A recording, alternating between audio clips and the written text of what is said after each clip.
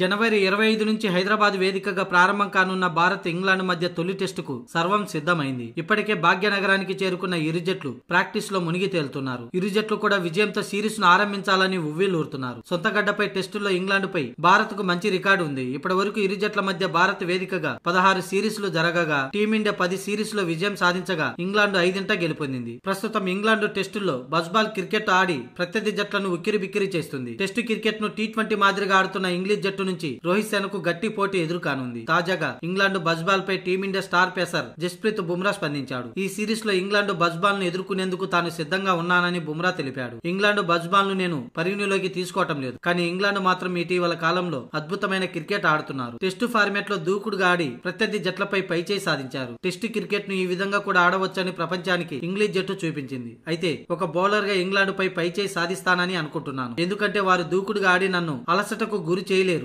అందువల్ల నాకు ఎక్కువగా వికెట్లు తీసే ఛాన్స్ ఉంటుంది. మైదానంలోకి దిగిన ప్రతిసారి పరిస్థితుల్ని నాకు అనుకూలంగా ఎలా మలుచుకోవాలనే దాని గురించే ఎక్కువగా ఆలోచిస్తానని, అందుకే ఇంగ్లాండ్ బజ్బాల్ పై పెద్దగా ఆలోచించడం లేదని, తన టార్గెట్ వికెట్లు తీయడమే ప్రణాళిక లక్ష్యంగా పెట్టుకున్నానని బుమ్రా తెలిపాడు.